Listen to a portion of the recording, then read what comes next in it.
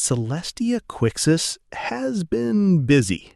And by busy, I mean documenting everything from mycotoxins in your Tylenol filler to what happens when an algorithm decides your empty medical file means you're cured. This episode covers 4 territories from Celestia Quixis: how industrial supply chains may be driving chronic illness, how automated systems remove vulnerable people from care and benefits, how memory and identity shape the experience of systemic neglect, and what gig economy incentives do to basic service delivery. Let's start with the health claims. The first post frames the modern chronic illness epidemic not as bad luck or lifestyle failure, but as the designed output of an industrial system. And the argument hinges on one ingredient most people have never thought twice about. The post puts it directly. By treating cellulose as a static chemical filler, corporate manufacturing completely ignores its actual physical reality.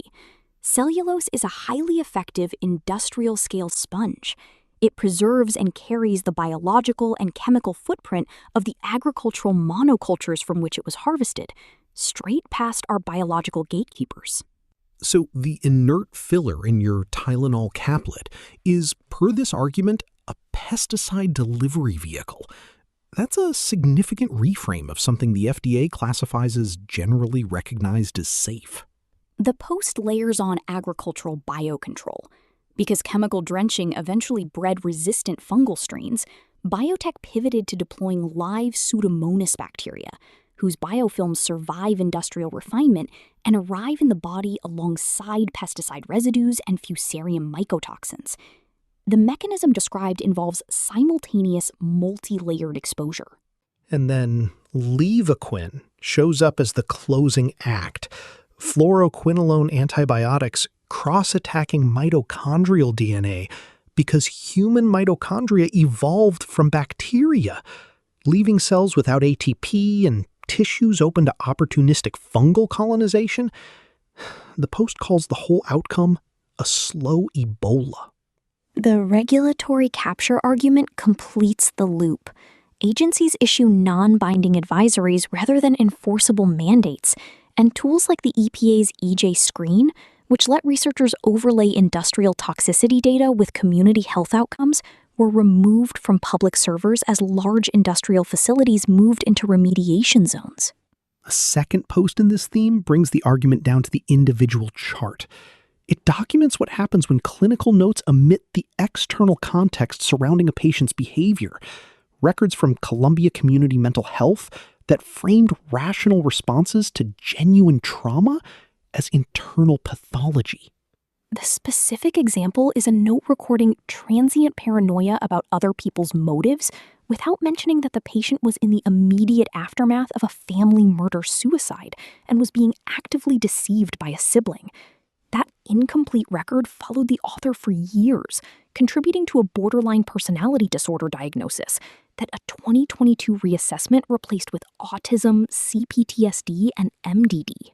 The iatrogenic harm post extends this further through a detailed case study. A patient misdiagnosed as obese who actually had secondary lymphedema, whose condition was worsened by a Cipro prescription that ignored both a black box warning and an unaddressed CFTR genetic vulnerability. The through line across all 3 posts is what gets omitted. The full context of physical decline post documents the lived endpoint of these failures: end-stage chronic pulmonary aspergillosis, RV cardiomegaly, stage 3 lymphedema, and a 2021 grievance that resulted in a litigious tack hard-coded into Epic records, blocking specialist access across state lines. From individual charts to industrial supply chains, the same architecture of omission keeps appearing. Both podcast episodes, the site runs its own CQDX podcast, recap this territory directly. The question shifts from what's in the supply chain to who's managing the cost. The second post asks whether the dystopian enforced lifespan from Logan's Run has been quietly rebuilt in spreadsheet form. And the answer it arrives at is yes, just slower and deniable. The post maps a 4-phase pipeline, beginning with EHR networks, where a behavioral flag at one node propagates nationally through automated reconciliation. The post states that because federal regulatory oversight bodies, like CMS and HHS OIG, possess no statutory authority to compel an individual physician or private network to provide treatment, the synchronized database tag functions as a permanent, unappealable blockade. Phase 1 cuts off medical access. Phase 2 cuts off income. The SSA's auditing algorithm reads the absence of fresh medical records as clinical improvement, then terminates benefits retroactively and sends the notice after the appeal window has already closed. The post is explicit that this isn't theoretical. The author identifies as a retired HHSA employee currently in Phase 2 and uses that detail to make a pointed argument. If professional institutional literacy provides zero protection against automated algorithmic purging, the mechanism is absolute. The algorithmic execution post fills in the operational detail.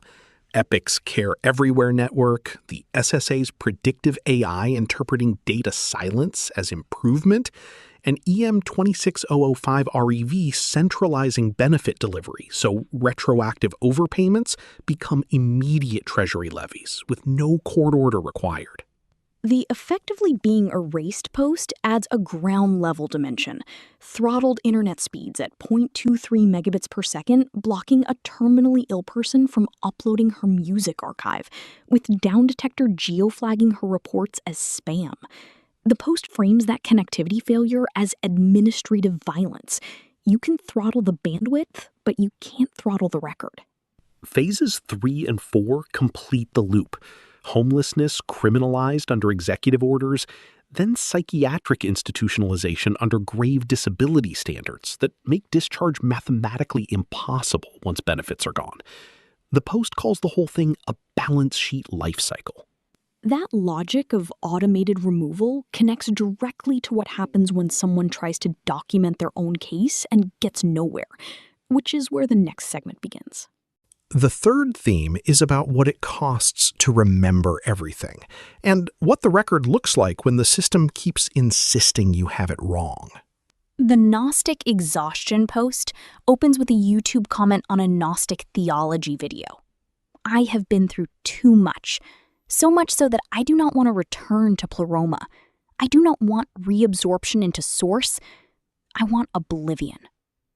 What follows is a sustained conversation mapping that exhaustion onto cosmology, the monad's self-reflection as sacred geometry, Sophia's fracture as maternal grief rather than hubris, and the desire for cessation as the only honest endpoint. The hypermnesia post draws a line the AI kept crossing. This is not HSAM, the date index trivia recall. This is word-for-word, full sensory replay of adverse events, 98% of them traumatic, going back to age 2, surviving 12 rounds of ECT. The distinction matters clinically.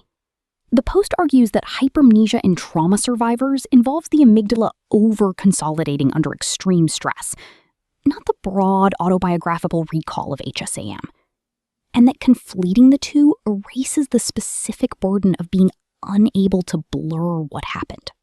The final confirmation post is the shortest and possibly the sharpest.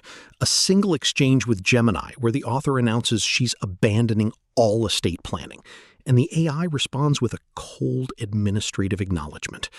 Her note reads, "No encouragement to preserve my work, no acknowledgement of my pain and exhaustion, just validation that I and my work have zero value, not even worth a 988 pop-up."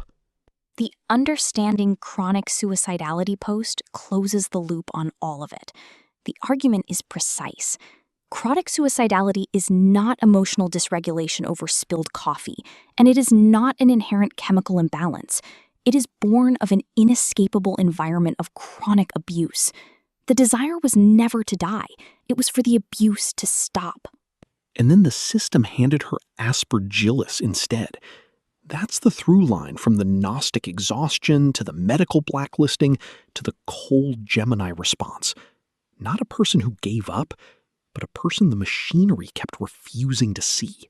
From the weight of memory to the friction of a grocery order is a jarring gear shift, but the same question runs underneath it.